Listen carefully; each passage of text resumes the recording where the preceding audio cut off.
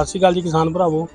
ਤੁਸੀਂ ਦੇਖਿਆ ਹੋਣਾ ਕਿ ਅੱਜ ਆਪਣੇ ਕੋਲ ਟਰੈਕਟਰ ਆਇਆ ਸੀ ਸਪੈਸ਼ਲ ਐਡੀਸ਼ਨ, ਠੀਕ ਹੈ ਜੀ। ਜਿਹੜੀ ਕਿ ਆਪਾਂ ਪਹਿਲਾਂ ਬਾਈ ਨੂੰ ਦੱਸਦੇ ਸੀ ਕਿ ਦਬਦਾ ਬਹੁਤ ਹੈ, ਜਾਣੀ ਕਿ ਖਿਚਾਈ ਬਹੁਤ ਘੱਟ ਆ, ਠੀਕ ਹੈ ਜੀ। ਡੀਜ਼ਲ ਦੀ ਐਵਰੇਜ ਵੀ ਘੱਟ ਸੀਗੀ। ਆਪਾਂ ਇਹਦੀ ਸੈਟਿੰਗ ਵਗੈਰਾ ਕੀਤੀ, ਕੇਮ ਬਦਲੀ ਕੀਤੀ ਆ, ਹੋਰ ਪੰਪ ਦੀ ਵੀ ਸੈਟਿੰਗ ਕੀਤੀ ਆ, ਠੀਕ ਹੈ ਜੀ। ਉਹਦੇ ਨਾਲ ਰੇਸ ਵੀ ਵਧੀ ਆ ਅਤੇ ਖਿਚਾਈ ਨੂੰ ਵੀ ਫਰਕ ਪਿਆ ਆ। ਬਾਕੀ ਜਿਹੜੀ ਵੀ ਪਰਫੋਰਮੈਂਸ ਆ, ਬਾਈ ਹੁਣ 2-2.5 ਘੰਟੇ ਚਲਾ ਕੇ ਆਏ ਆ। ਇਹਨਾਂ ਨੂੰ ਪੁੱਛ ਲੈਂਦੇ ਆਪਾਂ ਬਾਈ ਨਾਲ।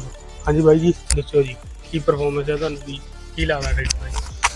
ਹਾਂਜੀ ਭਾਜੀ, ਆਪਣੇ ਰਿਸ਼ਤੇਦਾਰ ਆਏ ਸੀਗੇ ਪਿੰਡ ਦਿਵਾਲੀ ਤੋਂ, ਜਮਸ਼ੇਰ ਦੇ ਨੇੜੇ, ਕੈਂਟ ਤੋਂ ਅੱਗੇ।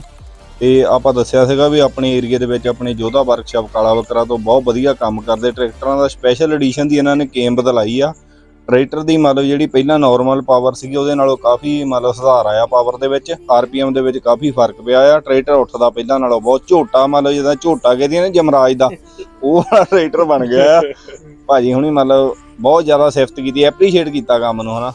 ਤੇ ਤੁਸੀਂ ਦੱਸੋ ਬਾਕੀ ਹੁਣ। ਭਾਜੀ ਦੇਖਿਆ ਚਲਾ ਕੇ ਤੁਸੀਂ ਆਏ ਆ, ਹਾਂਜੀ 2.5 ਘੰਟੇ ਹੋ ਗਏ ਚਲਾ ਕੇ, ਤੁਹਾਨੂੰ ਲੱਗਦਾ ਡੀਜ਼ਲ ਦੀ ਐਵਰੇਜ ਵਿੱਚ ਫਰਕ ਪਿਆ ਹੋਊਗਾ? ਹਾਂਜੀ ਫਰਕ ਤਾਂ ਬਹੁਤ ਆ ਭਾਜੀ। ਮਤਲਬ ਡੀਜ਼ਲ ਦੀ ਮਤਲਬ ਜਿਹੜੀ ਆ ਖਪਤ ਉਹ ਵੀ ਘੱਟ ਹੋਈ ਆ ਤੇ ਮਤਲਬ ਖਿਚਾਈ ਵੱਧ ਹੋਈ ਆ ਟਰੈਕਟਰ ਦੀ। ਹਾਂਜੀ ਬਾਕੀ ਤੁਸੀਂ ਦੱਸੋ, ਓਨਰ ਸਾਹਿਬ ਇਹ ਆ ਭਾਜੀ ਆਪਣੇ।